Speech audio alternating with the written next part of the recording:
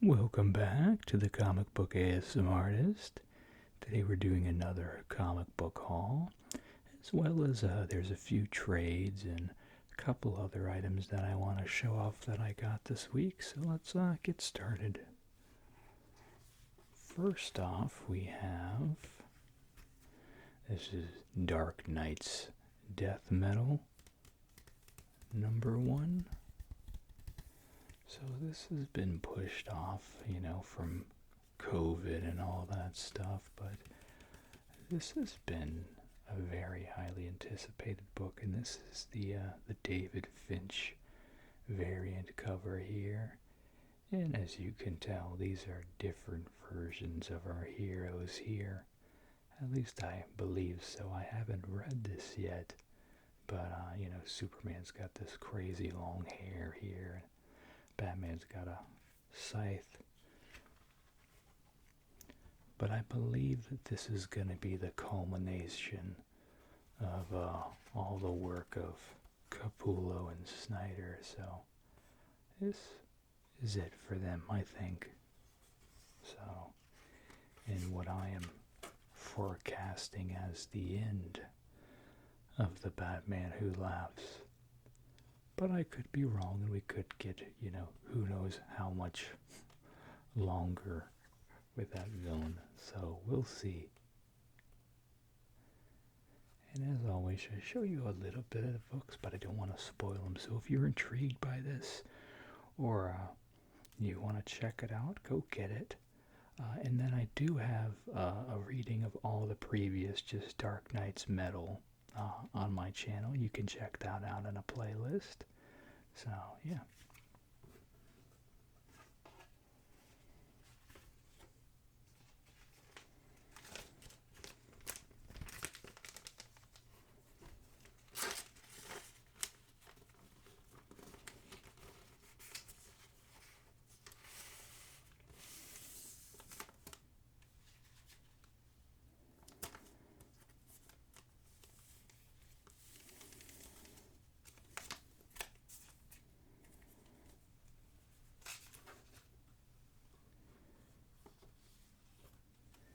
Next we have Teenage Mutant Ninja Turtles number 105. And this is a take or a tribute on the AC/DC cover, I believe here. You guys got that curled lip on there. And yeah, this is pretty much them going to the rock concert or punk show, whatever that they left off in the previous issue at. So, and then I think something monumental happens in this issue as well.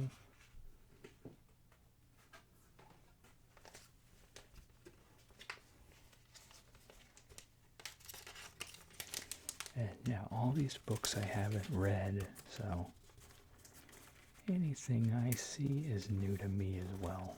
So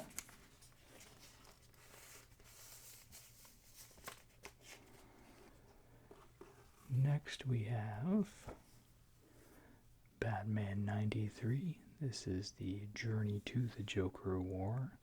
I guess it technically hasn't started yet, although it feels like it has. All the stuff with Punchline and everything. This is still wrapping the their Dark Designs storyline here. And this is the designer here, I believe is what they call him. And he's supposed to be the person who can make your wildest heist come true. And he had all the villains come out to his place and share their master plans with him, and he says, yes, I can help you do all those amazing crimes, but I'm gonna need something from you in return.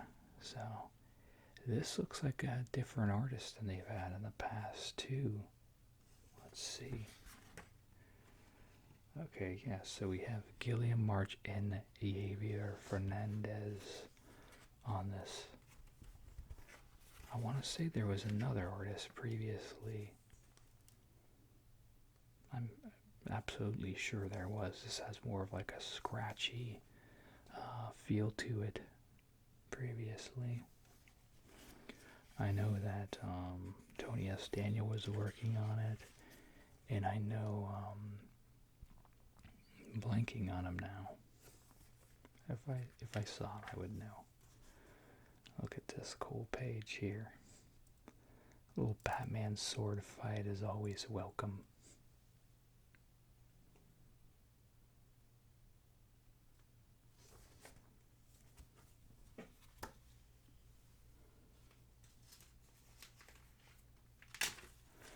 Hopefully you're all finding these books okay in your shop. I know that stuff with like Punchline and everything is causing a lot of speculation. So most of the Bat books are flying off the shelves.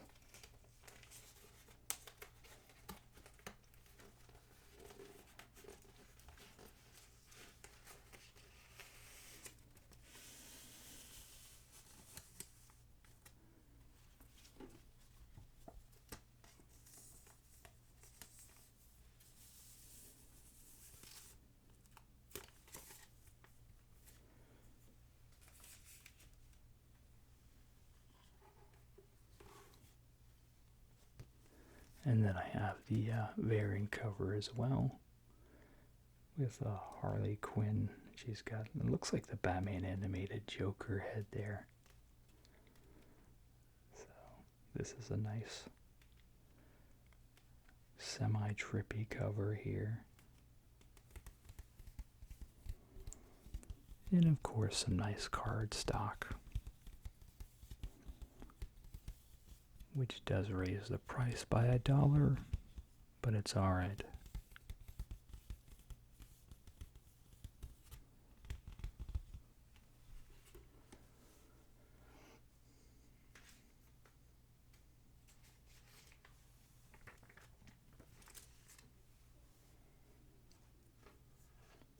But usually what you're able to do at your shop is if you want like the base variants like this, you can usually do them because they're like, you know, it's cover A, cover B sort of a thing. So if you ever see some of these variants on my channel and you're like, man, I wish I could get those,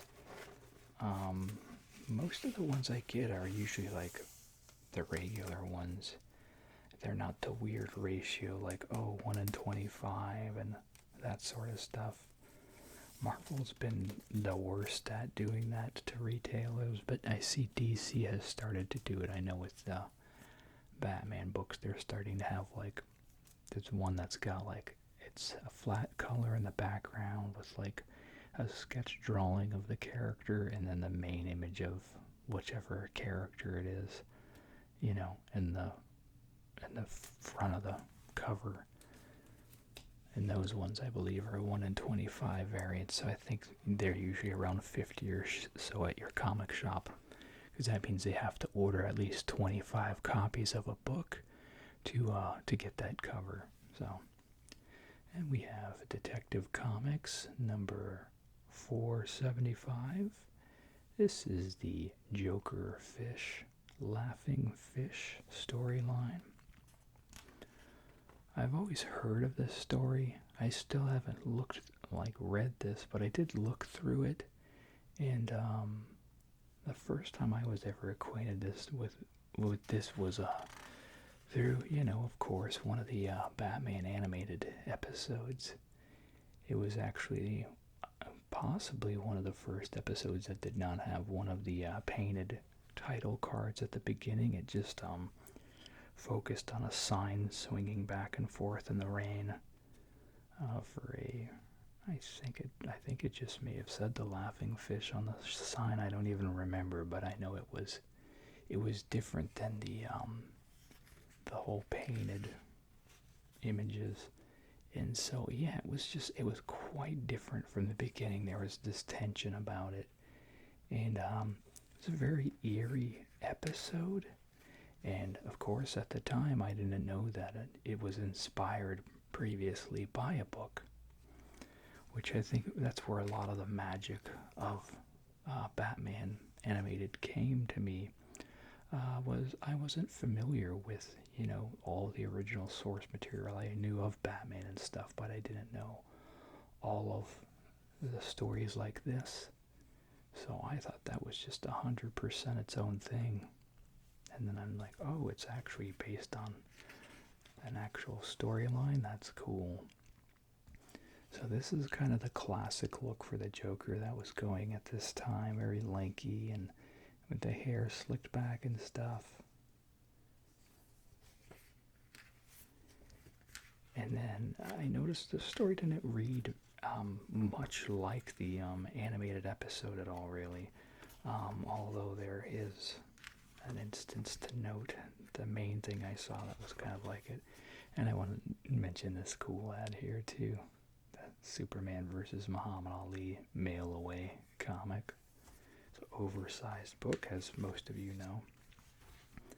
But this scene right here, basically, Batman, I think he had switched outfits with this guy here or something, but I remember this part with this guy who pretty much dies laughing with this creepy grin on his face. Only in the animated episode, I think it involved a cat at some point too. The cat brought in the Joker fish, and then the place got gas, but then the cat was laughing and stuff too, and then he like tries to scratch Batman. And then was this the one that ends kind of weird? Let's see.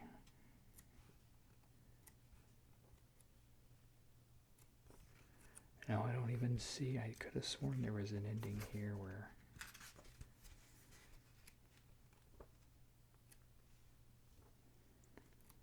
No, it's not even in this.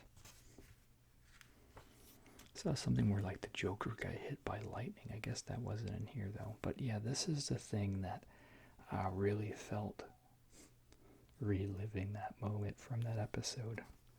And I think he even had like the same colored suit on and everything there. But these are always a lot of fun. I highly recommend these little facsimiles if you can find them. Great way to experience a classic story because, let's be honest, if you actually got this book in the first place, you wouldn't be cracking it open and reading it. You would be, keeping it in pristine condition somewhere. So, but it reprints all the ads and letters and all that stuff.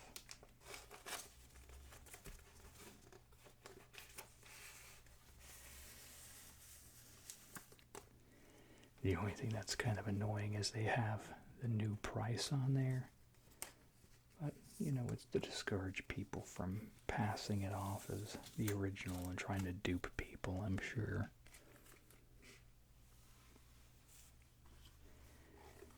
Next we have Spawn number 307. And we have this is kind of a new thing here in the corner. It says Todd McFarlane Productions, 1992 to 2020.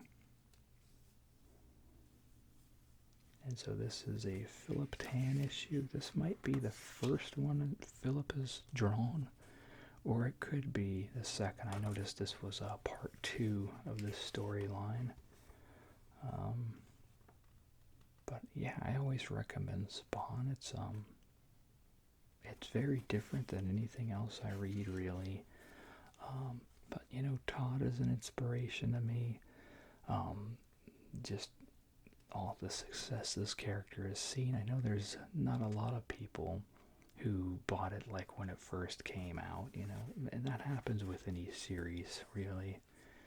But it is cool to see that it's been going on for so long, and that, I was just a little kid when all this started. It said 92 there, so I would have been 7 years old when Spawn was created, and naturally I wasn't allowed to read it when it came out, but I saw all of like the cool promotional images and the covers and stuff. And then yeah, they have the little comeback thing in the corner. I think Image is actually the only company that adopted to put that on their books for, the retail. rally from COVID because DC switched their distribution, and you think it would be on Marvel still, but I haven't seen it on Marvel's books, but I haven't bought a lot of Marvel's books either, so they're coming out really slow right now.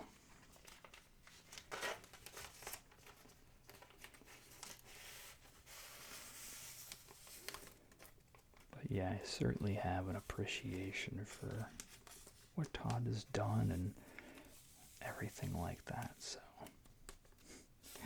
And in every single issue he makes now is a record-breaking one, since Dave Sim had the record at 300 with Cerebus. Literally anything Todd puts out at this point is continuing that. Next we have Teen Titans 42. Now, if you've been watching this show for a while, I'm sure you're aware that I used to purchase this book and then I just kind of got tired of it.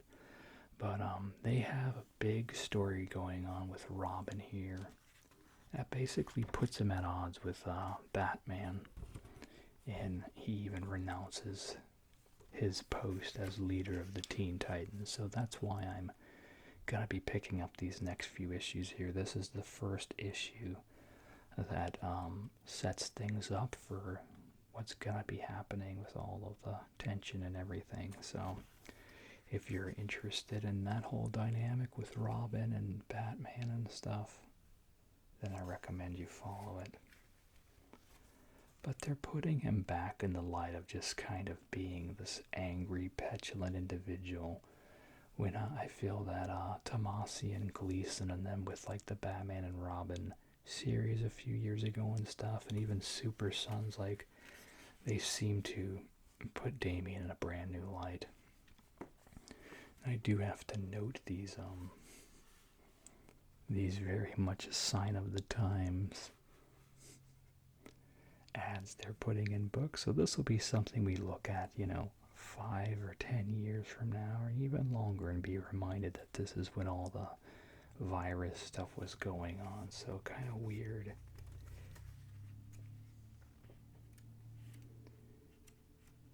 And then I was seeing some of them too will show like Batman in his Batcave and Superman in his Fortress of Solitude, and it'll say like, stay inside, be like Batman, be like Superman. So that's another example. And even like some of the shops, they have a small placard of that distance image of Wonder Woman and Superman.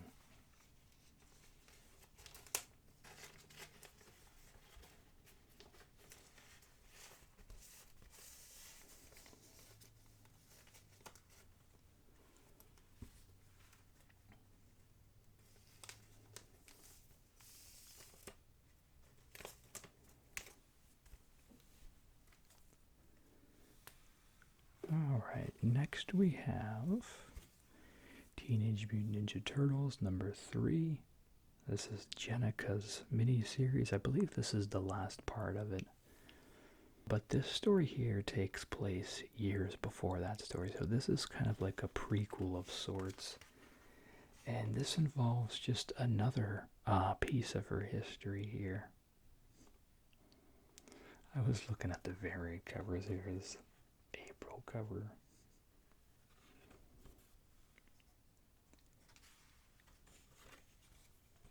And if you're unfamiliar, in the recent Turtle issues, well, at issue 100, they had a bomb that went off and turned a bunch of people into mutants as well. So that's why you see so many mutants out in the open here, but they are still cut off from the rest of the world. They have like their own mutant zone. So, but that's why there are so many around, if you didn't know that.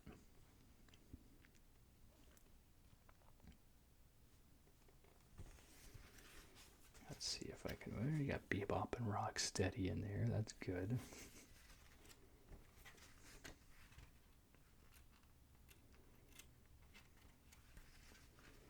And then I do want to note, you don't want to miss this annual 2020 for the longest time, Shredder has been dead.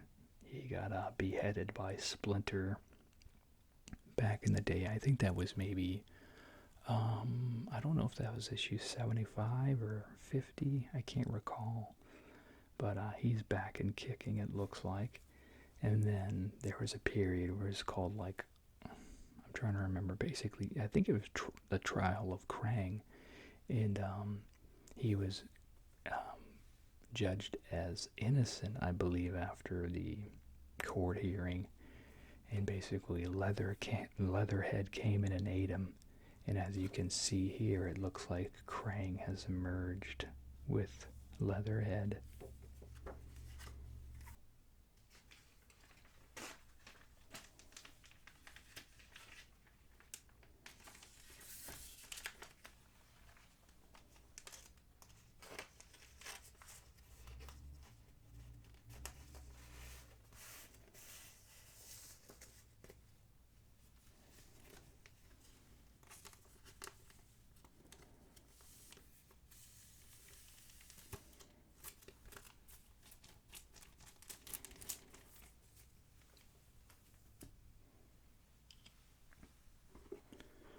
Alright, next we have the Nightwing Annual number 3.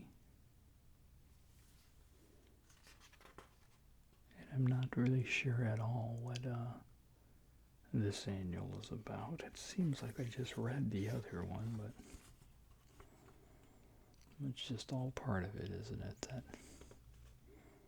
time just seems to move really fast. We see it looks like he's back in his original outfit here. Well, this says 18 months ago, so this is not a current story. But I'm sure something that happens in this story will set up something in the present day. That's typically how these things are written.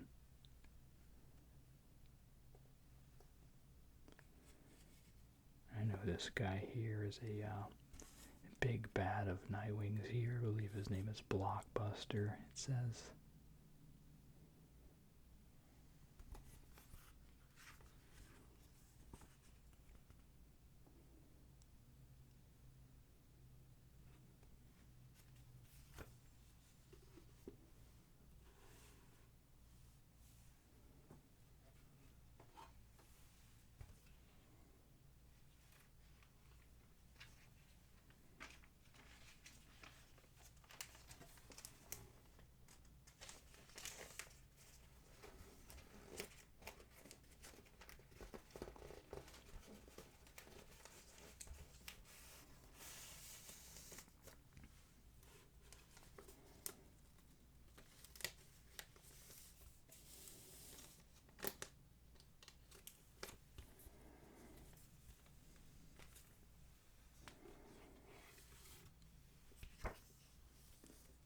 Next we have the Teenage Mutant Ninja Turtles meets Power Rangers number 5. This is the conclusion. And I highly recommend this. Hopefully the trade will come out soon if you missed it. But it's just a lot of fun. I really like the unique art style in it. And as you can see, the Turtles have taken on the Power Rangers abilities, and looks like they're piloting the Zord here as well. And so it's just interesting and fun. One big what-if story. But the thing of it is usually they end up making a small footnote about these events, these crossovers that do happen in the regular IDW book too. They'll be like, someone will just say something in a conversation, and it'll be like, see Turtles Meet Batman Volume 2 or whatever. So it is kind of funny in that regard. Because when you read them, you're just like, there's no way. But then they're like, yeah, no, it somehow ends up being canon at the end of the day. So, at least for the Turtles world, I'm not so sure about all the people they meet. I think everyone's heads would explode if they mentioned the Ninja Turtles in the ongoing Batman monthly comic.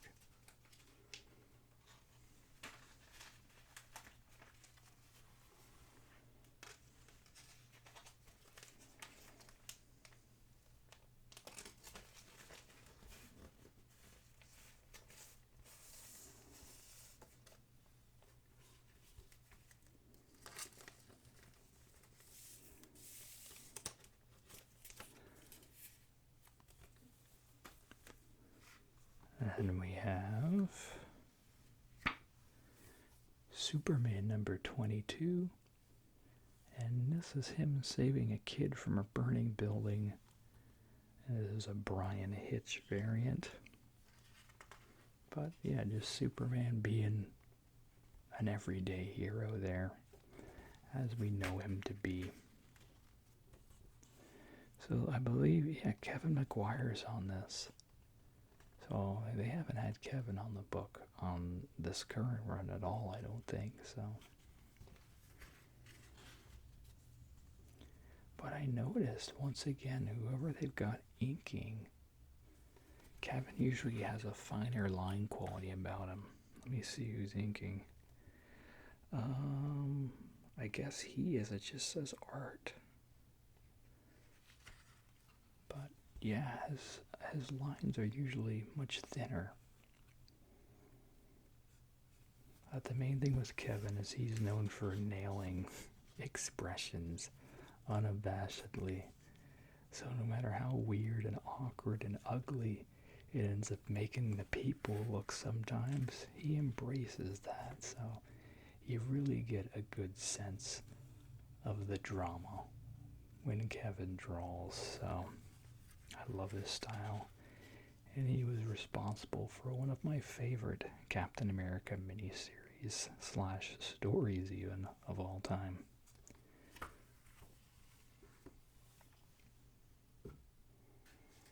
And one day I'll do a reading of that too. It's a, I think, 4 or 5 part series.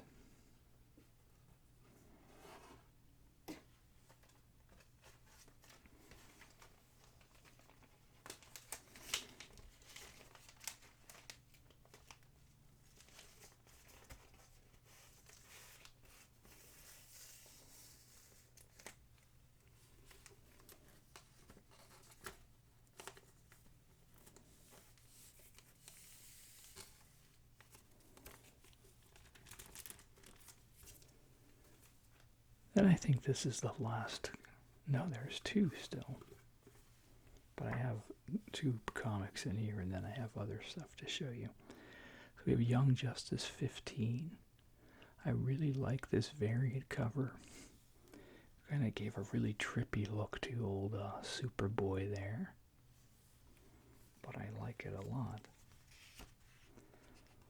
Last few variant covers I haven't been sold on too well, but I really like this one. So they are dealing a lot with Young Justice, just trying to find their place into this new DC universe. Let's see, I could have sworn that I saw I'm blanking on his name now. Wow. Sideways, I could have, yeah, he's right there. So he is on the roster, but I don't see him on this page. Oh, he's right there. Yeah, I was talking about him the other day on my live stream I did. So it's nice to see they're utilizing some of the younger characters and putting them in here and seeing what happens. You know, Young Justice certainly started as just, Robin Impulse and Superboy, but they did have a very large cast of individuals as the book went on. So it's something a lot of people do forget about. I owned and read every single issue. I'm a huge Young Justice fan, so glad to see them back. I just wish that they would at least somehow try to throw Todd Knock an issue. But I think that Todd Knock has some sort of exclusive contract with Marvel, possibly, so, which is a shame because I don't feel they utilize him enough. He does do a lot on like his own YouTube channel and stuff though, so if you like his work, check that out. If you just search his name, you can find it.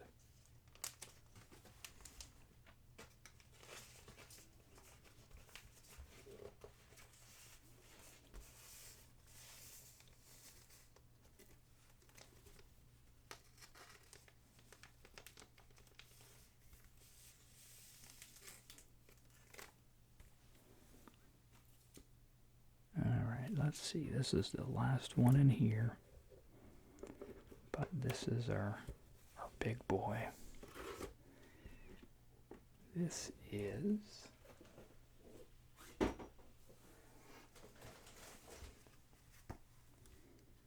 the Green Lantern 80th anniversary. So this is just the regular cover. I liked it because it shows all the different variations here, all the different lanterns. They did have another one as well that Ivan Reis drew that was really cool. And I almost got that one, but I like this one too. And as I've been saying, these 80th anniversary books have just they've figured it out finally. So hopefully they'll continue on in this fashion when they do these sort of collective appearances. So here is all of our talent here. But as you all know, I am not very well versed in Green Lantern. So there's much of this that doesn't make sense to me, I'm sure. But at the end of the day, it's nice to have any of these 80th anniversary things like this I've been snatching up. There's something special, even though, I'm sure they're not considered valuable in resale eyes or whatever. It doesn't matter, because they're just such a good representation of these characters through the ages here.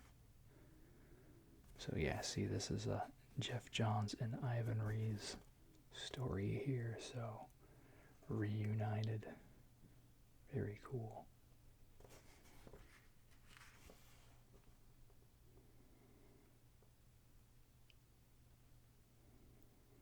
And then we see the collection of all the different types of lanterns there.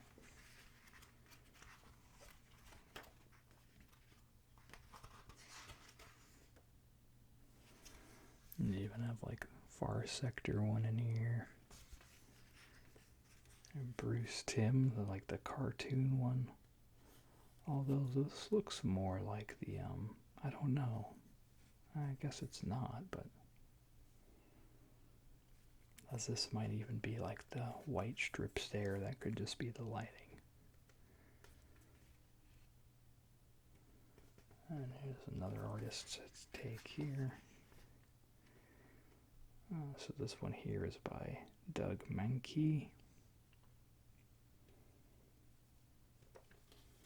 They have a lot of really detail-oriented artists on this special.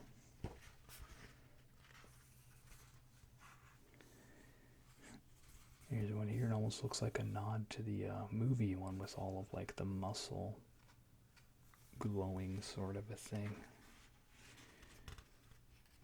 And here's a Denny O'Neil, Rest in Peace, and Mike Grell story.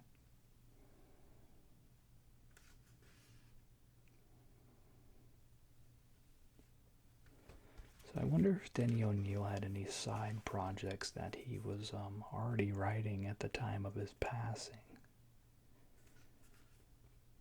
Because I know in most of these specials that have come out, he has done a story in them.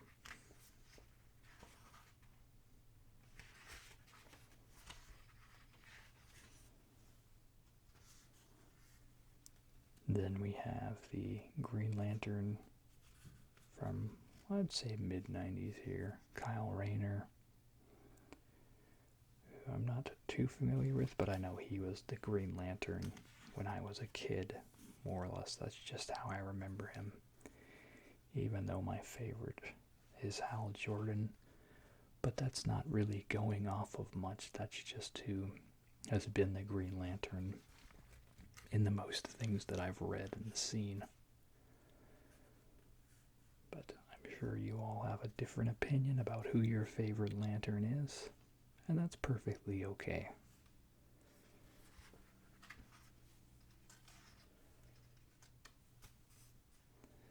Jessica Cruz there.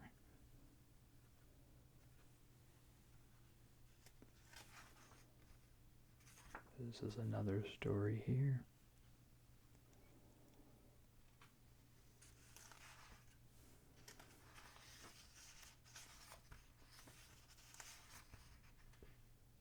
This is Fernando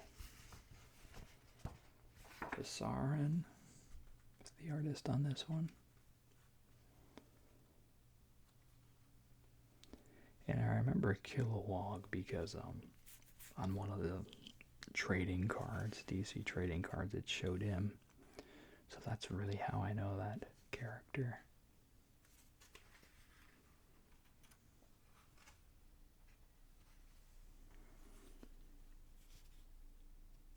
And then it's McDuffie is the artist here.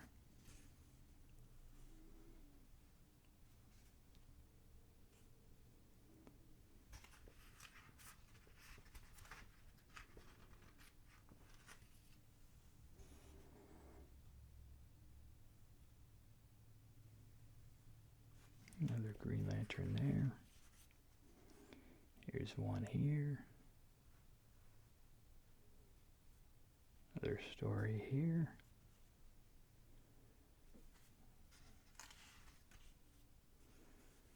This might be, could be, I don't know. I don't want to say it and be wrong. This is a cool image here.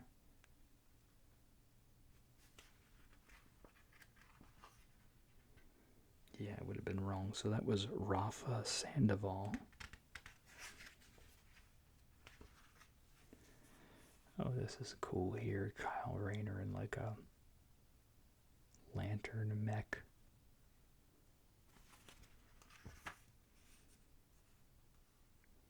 And then this is by Mirka Andolfo.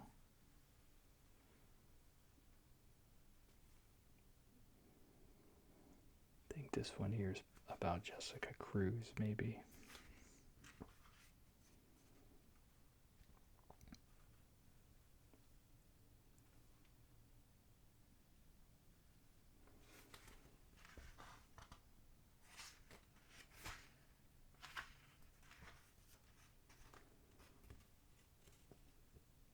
Joe Stanton, right there. Here's another Green Lantern here.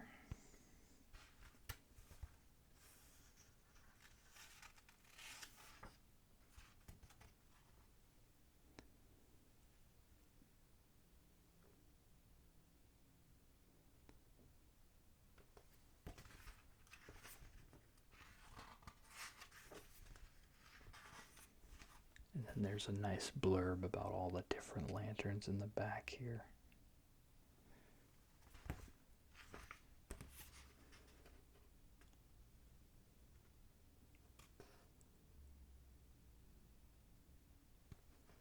John Stewart, I don't think I saw anything with him in this book, oddly enough.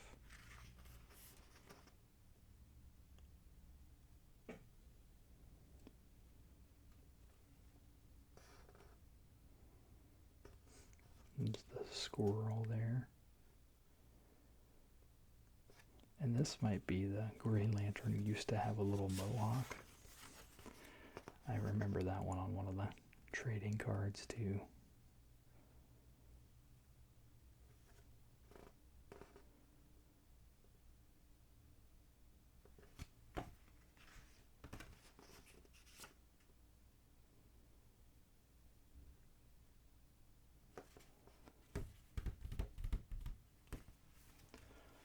So that's all my comics. Now let me show you some of my trades that I got here. So first off, I've told you I've been going back and just kind of getting things I've always wanted to get. We have the Metal Gear Solid Omnibus. So this was put out by IDW a while back. Apparently this is the library-bound version.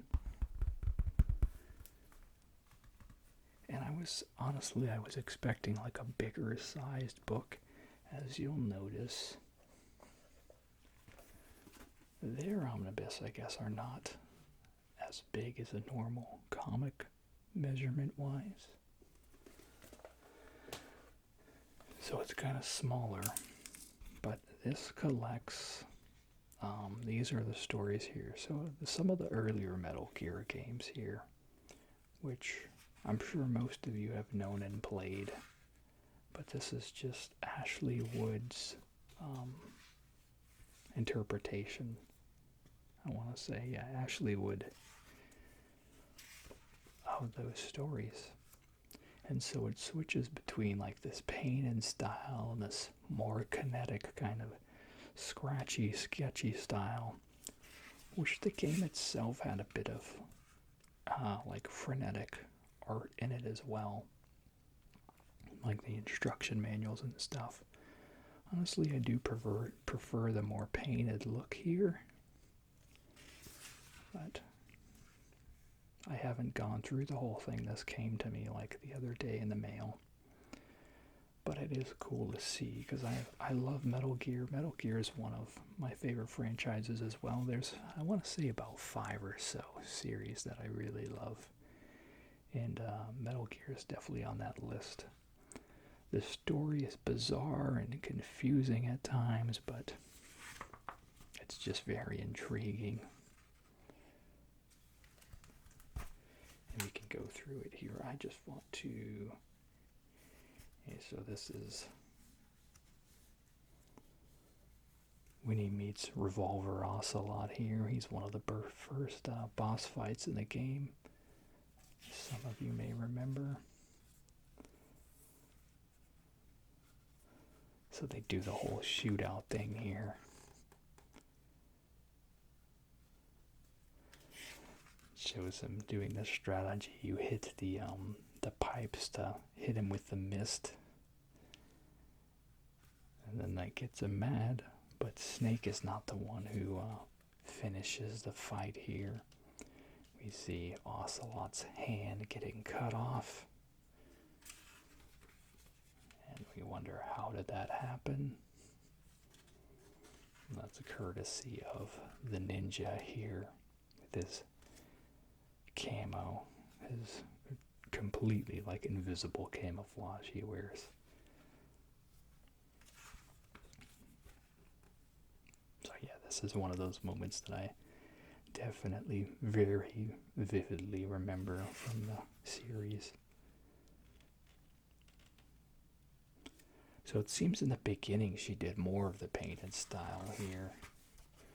As the book progresses, I see a lot more in the way of like the sketchy style.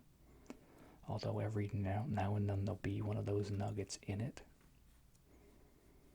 I'm not sure if she was just going through a certain period of creativity and that's how it was coming out. But then see, here's stuff like this here. So, but I prefer the painted look.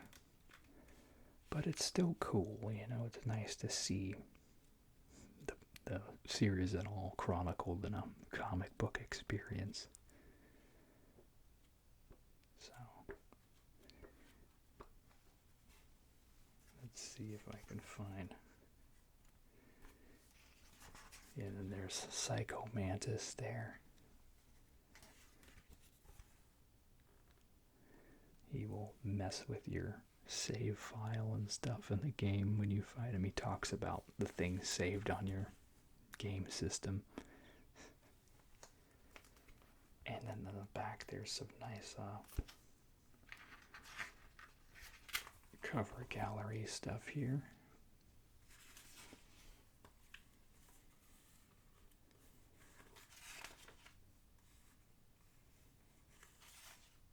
I would say this one's probably my favorite out of all of the covers in the back here. And it is a bit more mature, as you can see. So, warning there. There's Psycho Manus again.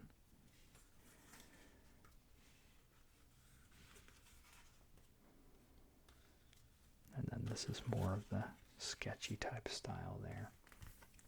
So that's that one.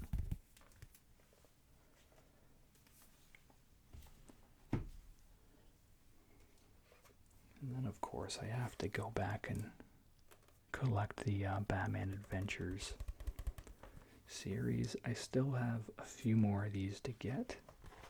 But, yeah, as I've said in the past, Batman animated comics were some of the first books I ever collected. And as many of you know, my collection from before pretty much just disappeared from my eyes. It's I was supposed to watch our stuff. They sold it, and yeah, so I've been trying to reacquire everything. And that's the nice thing. Sometimes it's easier to get the trades.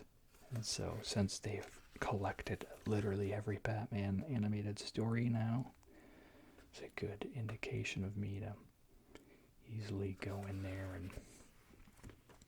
and get my stories that I'm missing back. So I used to have, back in the day, they had a trade that collected, it was up to like the first 6 issues of Batman. So this one wasn't in it, but it was all these.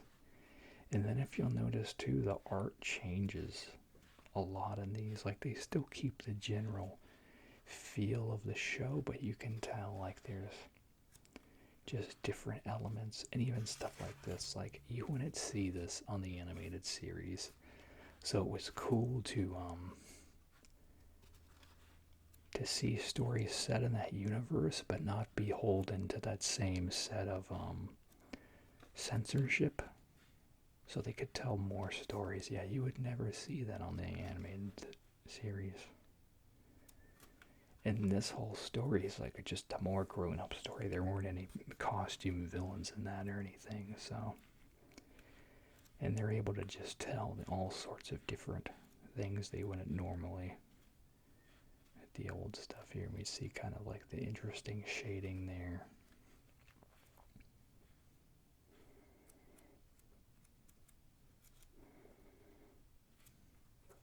And for the longest time, I didn't even know that Ty Templeton had drawn the original beginning run for Batman Adventures.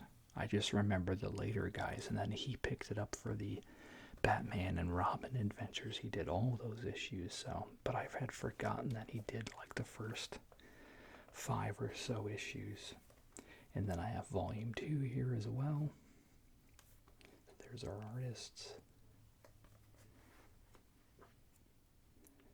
And this is kind of more the style I remember. I didn't pick up all the comics when they first came out. I came in kind of midway through this series. So even these issues I didn't have in my collection of floppies, I don't think. Well, I think I had like 17. Let's see here. I might be able to find the first one I ever...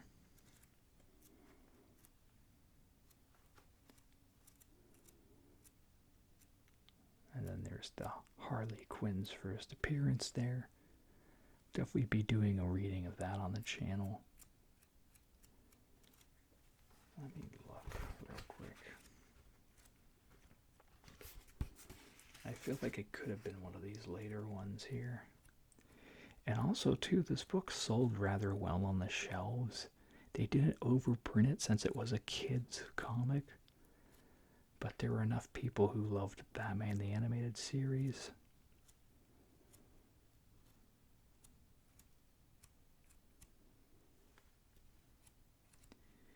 Yeah, I guess even these ones, I don't, definitely the same artist was on them when I was buying it.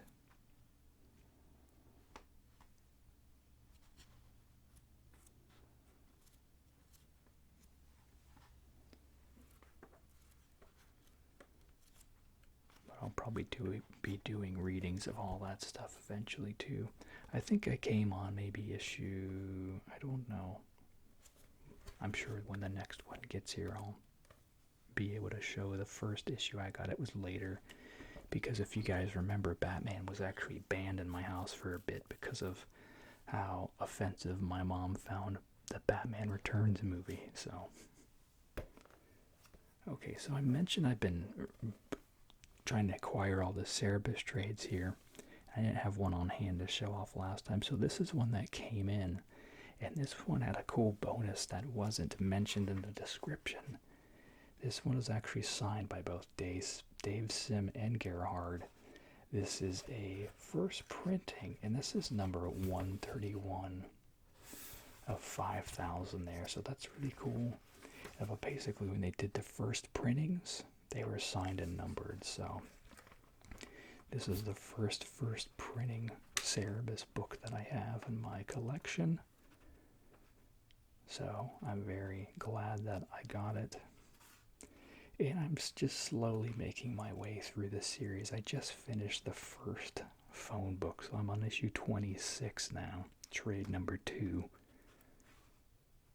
And yeah, it's just weird and just totally out there. So, and towards the end of the last one, they started to spoof on like Swamp Thing and stuff. So that's more of how I know Dave Sim is, just to poke at like comics in general.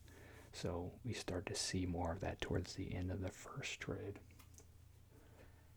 And then I got all of these. I kind of want to do another video with all these here. I don't want to go through too much of the contents. But Assassin's Creed is another one of those series that's on my list of favorite games here. So I was finally able to get a bunch of the trades for that. I still have more coming through the mail. So this one I love because it shows all the different iterations of Ezio here. All the different, and then this is him down here too. So Ezio is my favorite assassin. Once again, I'm sure some of you like other ones. That's fine. So I'd like to do another just Assassin's Creed devoted video. I guess I can show a couple pages in each maybe, but I want to go into more detail. I'm getting art books and stuff as well. So this one here was actually before Titan Publishing. This was through Ubisoft or Ubisoft.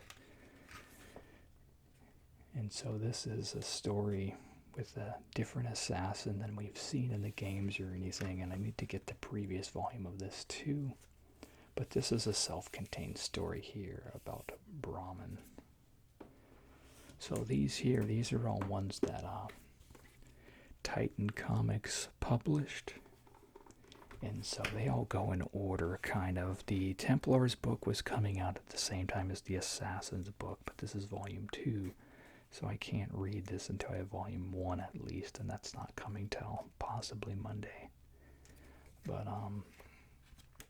yeah, so there's all sorts of just different art, different styles, and they have these nice little anti-theft strips in them. So it's kind of crazy that they have those in these trades, but maybe people are trying to steal them. I don't know.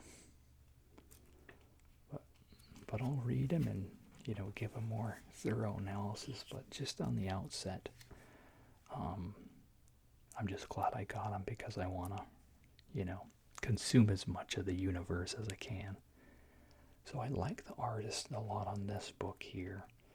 He's kind of got a different style here. He uses a lot of the shadows, a lot of positive and negative space. And he wrote this as well as drew it, so that is Fred. I guess he didn't. Dennis Calero drew it. I wanted to say he did both. That's weird. Okay. But yeah, Fred Van Lente is a name I recognize as well. Oh, maybe this one here. See? Dennis Calero. Yeah. So he did this one. He wrote and drew all of this. So they may have needed the other writer to help get his foot in the door, maybe. And then once they saw he was capable of creating and doing a good job, they may have slid him the full project, possibly. I don't know.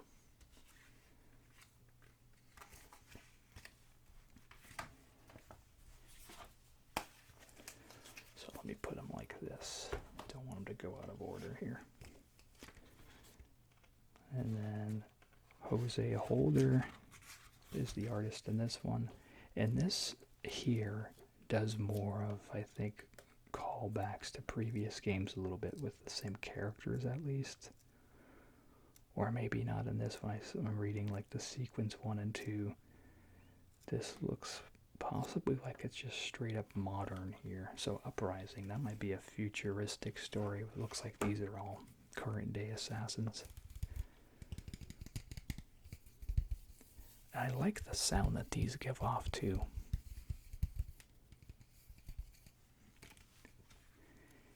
Yeah, so it looks like these are possibly all current day.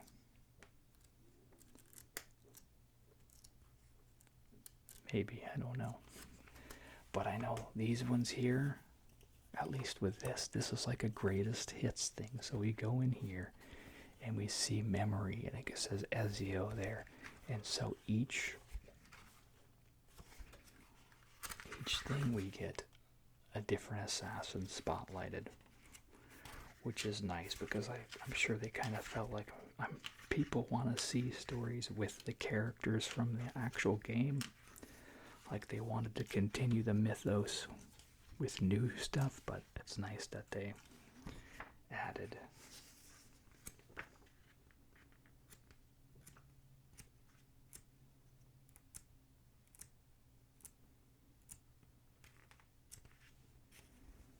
Yeah, and then so this one is Altair. See him there. And then, yeah, the covers too, you can see. I'm sure this image is, the front cover is that cover, I'm sure. And then there's the one for Edward Kenway from Assassin's Creed Black Flag.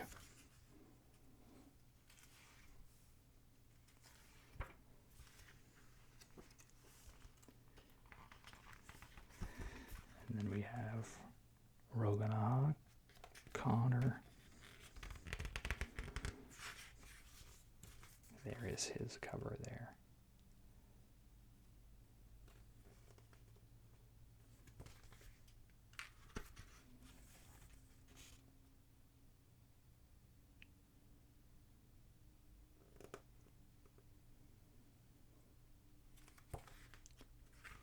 And yeah, I love this. I love seeing these guys drawn, and even like the art books and stuff. I love everything about it. Like, it's very brutal, but I just love the amount of creativity and effort that goes into every aspect of the franchise, whether it's the books or the games, the statues, whatever. I got this nice little package here from Homage. These nice Ninja Turtles vintage shirts here. So they're all very soft. They are all done in the classic Laird Eastman turtle style. And I think on the end there's a little H for Homage. Yeah. And they have them for all the turtles. So, glad I got these. Like I said, they're super soft. They look great. They've got that traditional art. Unfortunately, they were sold out of Donatello. But it is what it is. Hopefully they will restock them. They even had a nice little sticker. And hopefully I can leave a link below. I'm not sure if it'll work for you guys to get $20 off your order if you have at least $40 worth of product in your cart. So I'm not sure if it'll work, but if it does, it'll just be like a 24-hour promotion, I think. And then in turn, I get a $20 credit as well to spend on a future purchase. So hopefully that works for you guys. If it does, I'll leave that in the description. But that's going to do it for now. So make sure to like, comment, subscribe. Let me know what you want to see. And as always, you all have a super slumber. Thanks. Bye.